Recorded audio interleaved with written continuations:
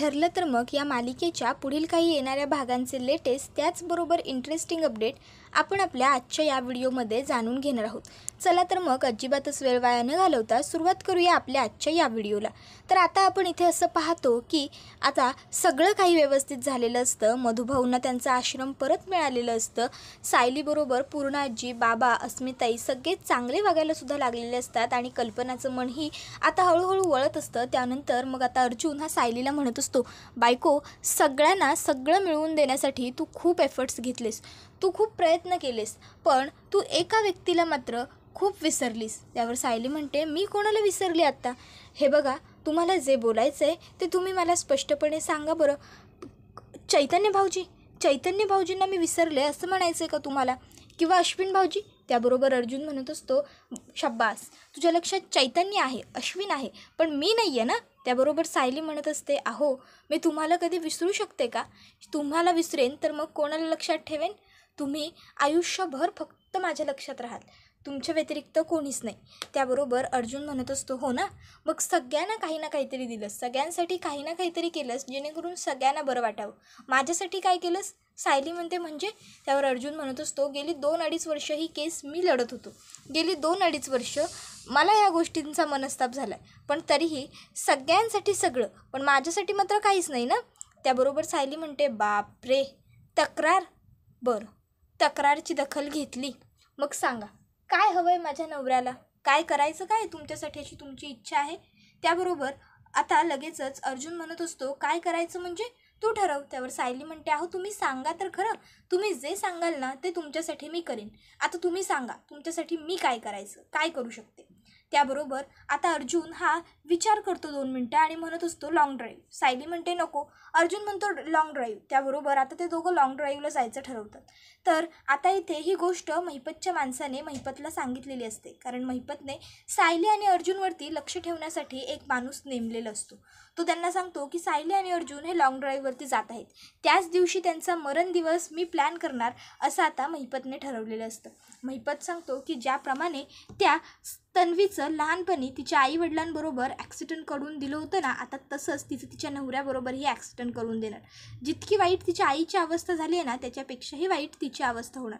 आणि बायकोला इतक्या वाईट अवस्थेत बघून तो सुभेदार रोज तीळ तीळ तीळ तीळ मरणार।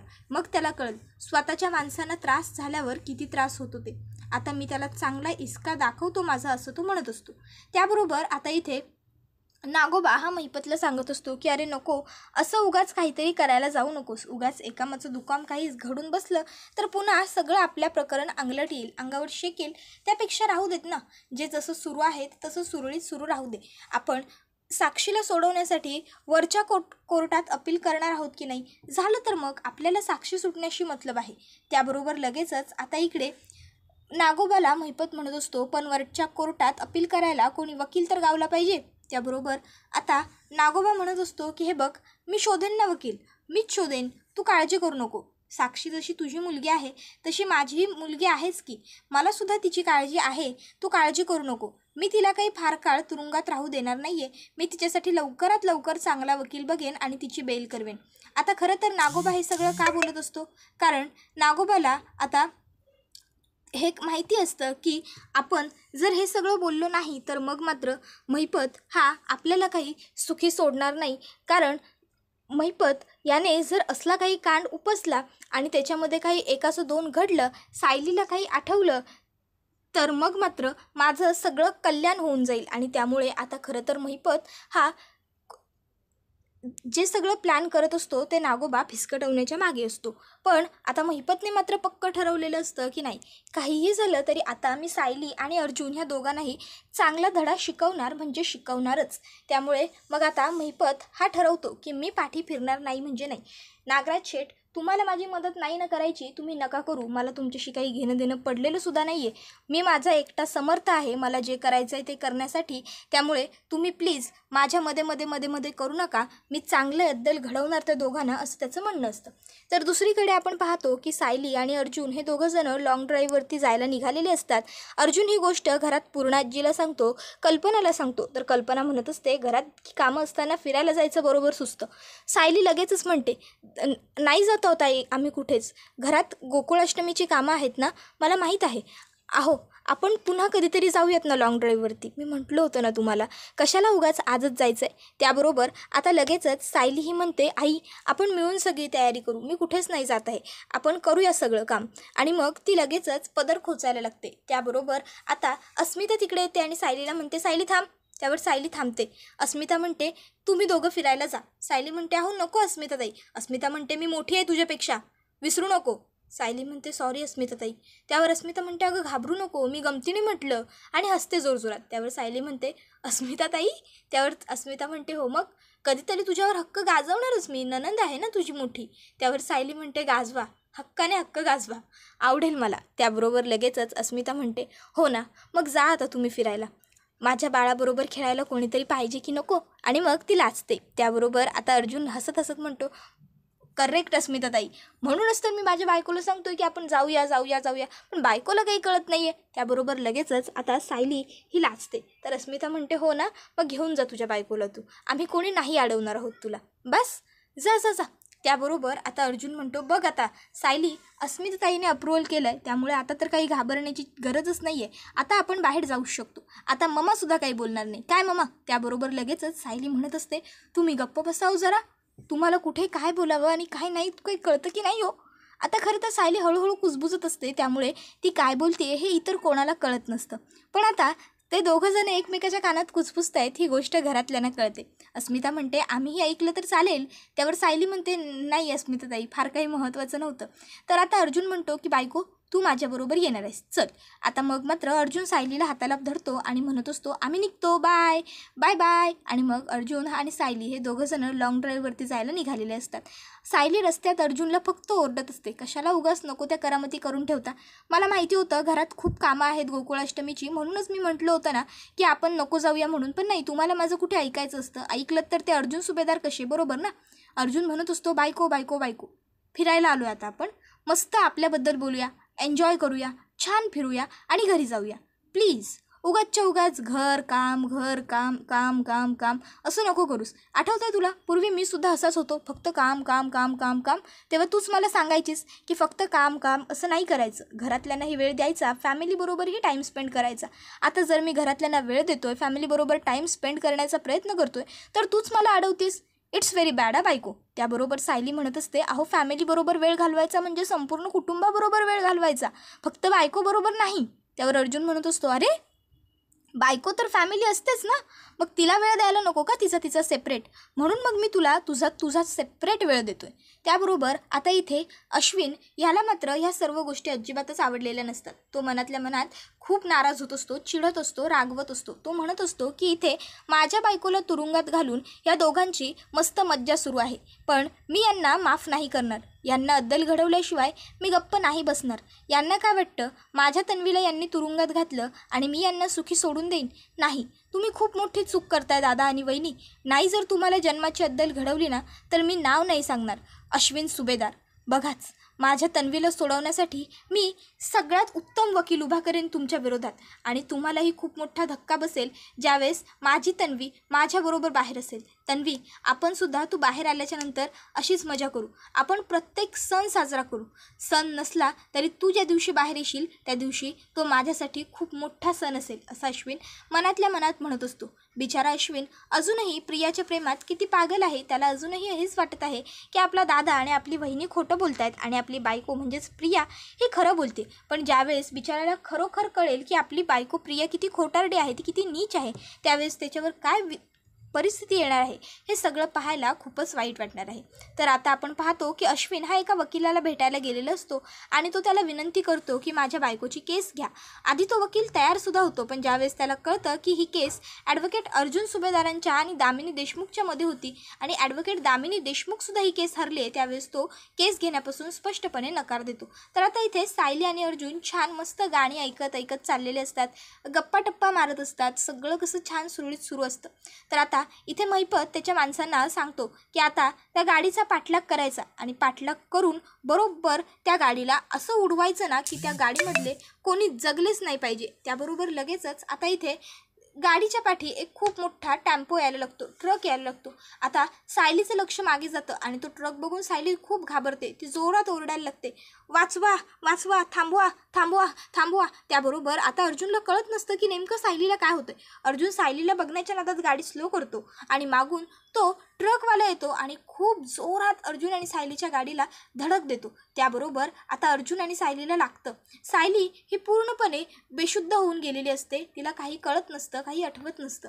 तर अर्जुन हा मात्र शुद्धीत असतो. अर्जुन लगेचच सायलीला उचलतो. सायलीला तो विचारत असतो, बायको बायको डोळे उघड, बायको काय होतंय तुला, बायको डोळे उघड ना, माझ्याकडे एकदा बघ बायको. पण सायली काहीच रिस्पॉन्स करत नसते. तिचे डोळे अगदी बंद होऊन गेलेले असतात. आता मात्र अर्जुनला खूपच जास्त काळजी वाटायला लागते.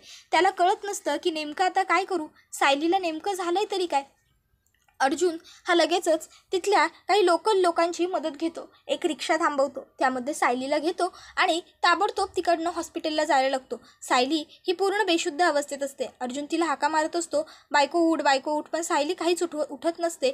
तिला खूपच जास्त धक्का बसलेला असतो त्या अपघातामुळे. त्यानंतर मग आता हॉस्पिटलला पोहोचल्यावर डॉक्टरांनी ताबडतोब सायलीवरती उपचार करायला सुरुवात केलेली असते. डॉक्टर हे सायलीला लगेचच ओटीमध्ये शिफ्ट करा असं सांगतात. आता सायलीला ओटीमध्ये शिफ्ट केलेलं असतं.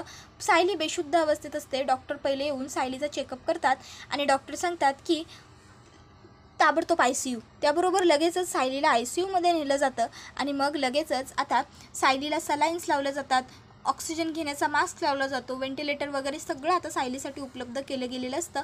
आणि आता डॉक्टर लोक हे सायलीला ट्रीटमेंट देत असतात. ते तिचे डोळे उघड बंद करून बघत असतात. तिच्या हातांमध्ये काही मुवमेंट आहे का ते चेक करत असतात. तिच्या हृदयांचे ठोके किती आहेत ते चेक करतात. तिचं BP वाढलं आहे का ते चेक करतात. त्यानंतर तिने काय एवढा पटकन तिला झटका आला ते सगळं अगदी डॉक्टर चेक करत असतात. आता डॉक्टरांना सायलीचा चेकअप करायला जरा जास्त वेळ लागत असतो, कारण त्यांना प्रत्येक गोष्ट ही बारकाईने बघायची असते. कारण एका छोट्याशा अपघातामुळे, अपघातही म्हणता येणार नाही अशा पद्धतीने महिपतने तो अपघात घडवून आणलेला असतो, तो सुद्धा मुद्दाम. पण आता ही गोष्ट कोणाच्या लक्षात आलेली नसते. तर आता डॉक्टर म्हणत असतात की एका छोट्याशा इन्सिडन्समुळे ही एवढी मोठी घटना कशी काय घडू शकते, ह्या बेशुद्ध कशा काय होऊ शकतात. एकतर गाड्यांमध्ये बसण्याची यांना पूर्वीपासून भीती तरी वाटत असणार आहे, किंवा गाड्यांबरोबरचा कधीतरी यांच्याबरोबर काहीतरी खूप मोठा हादसा, खूप मोठा अपघात घडून गेलेला असणार आहे, त्यामुळे असं घडलं असेल असं डॉक्टर त्यांच्यात चर्चा करत असतात. मग आता एक जी ज्युनियर डॉक्टर असते ती लगेचच तिच्या सिनियर डॉक्टरांना म्हणते, सर मला काय वाटतं आपण एक काम करू शकतो, आपण त्या बाईच्या नवऱ्याला विचारू शकतो, म्हणजे तिच्या बरोबर जे आहेत त्यांना, जर त्यांना काही माहीत असेल याबद्दल तर ते आपल्याला सांगू शकतील. आणि जर त्यांनी आपल्याला सांगितलं की नेमका प्रॉब्लेम काय आहे त्यांच्या बायकोचा गाडीबरोबरचा, तर मे बी आपल्याला केसची सगळी हिस्ट्री कळेल. आणि जर पेशंटची हिस्ट्री कळाली तर आपल्याला ट्रीटमेंट करणं सोपं जाईल. तुम्हाला काय वाटतं. त्याबरोबर आता सिनियर्सनंसुद्धा ज्युनियरचा सल्ला पटलेला असतो. ते म्हणतात की बरोबर आहे तुझं, आपण एक काम करू, आपण त्यांच्या बरोबर जी व्यक्ती आहे त्यांना भेटू. आणि मग आता डॉक्टर हे अर्जुनकडे येतात आणि अर्जुन हा लगेचच सायलीच्या तब्येतीची चौकशी करायला लागतो. कशी आहे माझी बायको, तिची तब्येत ठीक आहे ना, ती शुद्धीवरती आली ना, आउट ऑफ डेंजर आहे ना. त्याबरोबर डॉक्टर अर्जुनला सांगतात, रिलॅक्स रिलॅक्स रिलॅक्स, आधी शांत व्हा आणि बसा. त्याबरोबर आता अर्जुन रिलॅक्स होतो, शांत होतो. डॉक्टर अर्जुनला म्हणत असतात की तुमची बायको अजूनही शुद्धीवरती आलेली नाही आहे, ती कोमात गेली आहे. पुढच्या 24 तासात जर शुद्धीवरती आली तर ट्रीटमेंट लवकर सुरू करता येईल आणि लवकर तिला या सगळ्यातून रिकवर करता येईल. पण आम्हाला सांगू शकाल का तुम्ही, तुमच्या बायकोला गाड्यांची भीती वाटते का, तिच्याबरोबर कधी गाडीचा काही हादसा घडला आहे का. अर्जुन म्हणतो नाही, कधीच नाही. त्याबरोबर डॉक्टर त्याला पुन्हा विचारतो, कधी या अगोदर असं घडलं आहे का, काही हिस्ट्री आहे का. त्यावर अर्जुन सांगतो, हो एकदा आमचा वाढदिवस होता. त्याबरोबर डॉक्टर म्हणतात मॅरेज ॲनिव्हर्सरी. त्यावर अर्जुन सांगतो, नाही आम्हा दोघांचा वाढदिवस एकाच दिवशी असतो. आमचा वाढदिवस होता आणि त्या दिवशी आम्ही दोघंजणं येत होतो तिच्या माहेरून आणि अचानक तिला गाडीमध्ये बसल्यावर त्या रोडने आम्ही येत असताना अंधार होता. घाबरली ती, जोरजोरात ओरडायला लागली आणि गाडी थांबवा असं म्हणाली. गाडी थांबवायला लावली आणि तिला त्यावेळेसही अशीच एन्झायटी झाली होती. त्यावर अर्जुनला डॉक्टर विचारतात, मग तुम्ही तिला त्यावेळेस दवाखान्यात नेलं होतं का. त्यावर तो सांगतो की नाही, माझा भाऊ अश्विन हा डॉक्टर आहे, त्यामुळे त्यानेच तिची ट्रीटमेंट तेव्हा घरी केली होती. स्ट्रेसमुळे असं झालं असेल असं तो म्हटला होता आणि त्यावेळेस मेडिसिन घेऊन तिला बरंही वाटलं होतं. डॉक्टर म्हणतात ओके. आणि घरात मध्ये मध्ये त्यांना कधी असं होतं का? मग अर्जुन सांगतो की हो, तिला आमच्या गार्डनमध्ये गेली की असं होतं कधी कधी. त्याबरोबर डॉक्टरच्या लक्षात आलेलं असतं की याचा अर्थ नक्कीच पेशंटच्या भूतकाळात असं काहीतरी घडलेलं आहे की जे पेशंटला पूर्ण आठवत नाही, पण अंदूक आठवत असतं. काहीतरी अशी मेमरी आहे जी पेशंटला विसरताही येत नाही आहे आणि आठवतही नाही आहे. त्याबरोबर आता अर्जुन हा देवाजवळ आलेला असतो आणि देवाजवळ आज पहिल्यांदा तो हात जोडून प्रार्थना करत असतो की मी तुझ्याजवळ कधी काहीच मागितलेलं नाही आहे, पण आज पहिल्यांदा मी तुझ्याजवळ काहीतरी मागायला आलो आहे. मी तुझ्याजवळ हात पसरायला आलो आहे. मला माझी सायली, माझी बायको परत दे. माझ्या आयुष्यात प्रेम कधीच नव्हतं, तूच माझ्या आयुष्यात प्रेम आणून घातलंस सायलीच्या रूपात. आता जर माझ्या नशिबात प्रेम दिलं आहेस तर कमीत कमी ते मला पूर्ण मिळू देत. आत्ता कुठे जाऊन आम्ही दोघंजणं खऱ्या अर्थाने नवरा बायको झालो आहे, एकत्र आलो आहे. आता आम्हाला पुन्हा वेगळं करू नकोस देवा. आता आम्हाला एकत्र राहू दे. आमचं पुढचं जे काही आयुष्य असेल ते आम्हाला सुखासुखी जगू दे. त्यासाठी माझ्या बायकोला बरं वाटू दे, तिला बरं कर. अशी सगळी प्रार्थना आता अर्जुन देवाकडे करत असतो. सायलीला काही शुद्ध आलेली नसते. 24 तासातले 18-19 तास उलटून गेलेले असतात आणि त्यानंतर सायलीला शुद्ध आलेली असते. अर्जुन तिची चौकशी करायला तिच्याजवळ आलेला असतो. त्यावेळेस सायलीला आता तिचा भूतकाळ पूर्णपणे आठवून गेलेला असतो. अर्जुन तिला विचारत असतो की बायको, तू गाडीत बसल्यावर अशी कधी कधी का घाबरतेस? मग सायली अर्जुनला सांगायला लागते, मी लहान असताना माझा अपघात झाला होता. मी, माझे आई बाबा, आम्ही तिघं होतो गाडीत. आई बाबा पुढे बसले होते, मी मागे बसले होते.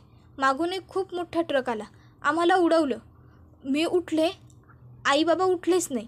मी आईला उठवत होते, बाबांना पण उठवत होते, पण ते उठलेच नाही. मग मी पुढे चालत गेले, कोणी मदत करायला येईल का ते बघायला. पण नंतर मीच रस्ता हरवले. मग मला मधुभाऊ भेटले. त्यांनी मला माझ्या आईबाबांपर्यंत पोहोचवण्यासाठी शोधाशोध करण्याचा जवळपास प्रयत्न केला, पण मी खूप लांब गेले होते. त्यामुळे आईबाबा नाही सापडले. मधुभाऊंनी मला घरी नेलं. पुन्हा कधीच आईबाबा नाही मिळाले. तर आता हे सगळं ऐकून अर्जुनला खूप मोठा धक्का बसतो आणि मग नंतर ह्या सर्व गोष्टी अर्जुन घरातल्या सगळ्यांना सांगतो. त्याबरोबर आता प्रतिमा आत्यालासुद्धा तिचा अपघात झालेला प्रसंग आठवतो आणि त्या दोघींच्याही आता लक्षात येतं की याचा अर्थ आपण खऱ्या मायलेकी आहोत आणि प्रिया ही एक खोटारडी आणि फशवी मुलगी आहे. त्याबरोबर आता प्रतिमा आत्या आणि सायली यांचं नातं अजून जास्त सुधारत जातं, सगळं काही चांगलं होत जातं. कारण सायलीला आता भूतकाळाची पुनरावृत्ती झालेली असते आणि प्रतिमा आत्यालासुद्धा भूतकाळाची पुनरावृत्ती झालेली असते. पण आता या सगळ्या गोष्टींचं नागोबाला मात्र शॉर्टलेट टेन्शन आलेलं असतं. कारण नागोबानेच तर त्या लोकांचा अपघात घडवून आणलेला असतो. त्याला वाटत असतं की जर चुकून जरी त्यांच्या लक्षात हे कुणी केलं आणि का केलं हा विचार आला आणि त्यांनी ते शोधण्याचा प्रयत्न केला तर मात्र माझं काही खरं नाही. कारण अर्जुन हा एक उत्तम वकील तर आहेच, पण पोलिसांबरोबर सुद्धा त्याचे कॉन्टॅक्ट चांगले आहेत. जर त्याने ही केस रिओपन केली तर मग मात्र मला खूप महागात पडेल. त्यामुळे काहीही झालं तरी मला आता ही केस पुन्हा रिओपन होणार नाही याची काळजी घ्यावीच लागणार आहे. आता ही केस रिओपन जर अर्जुनने खरंच केली तर खरोखर नागोबा आणि महिपत दोघंसुद्धा जेलमध्ये जातील. तुम्हाला काय वाटतं? अर्जुनने ही केस रिओपन करायला हवी का? आणि सायलीवरती लहानपणापासून जो अन्याय झाला आहे, तिला तिच्या आईवडिलांचं प्रेम मिळालेलं नाही आहे, तिच्या आईवडिलांना त्यांची मुलगी मिळालेली नाही आहे, ह्या सगळ्याचा बदला घेण्यासाठी आता अर्जुनने त्या दोघांना शिक्षा मिळवून दिली पाहिजे का? तुम्हाला काय वाटतं ते आम्हाला कमेंट करून नक्कीच सांगा. त्याचबरोबर व्हिडिओला लाईक करा, चॅनलवर नवीन असाल तर चॅनलला सबस्क्राईब करा आणि बेल आयकॉन आठवणीने प्रेस करा, जेणेकरून तुम्हाला पुढच्या प्रत्येक व्हिडिओचं नोटिफिकेशन मिळत जाईल आणि सर्व व्हिडिओंचा आनंद हा अगदी उत्तम पद्धतीने घेता येईल. आजच्या पुरता हा व्हिडिओ इथेच संपतो. पुढचा व्हिडिओ येईपर्यंत टाटा, बाय बाय, धन्यवाद. Take care all of you.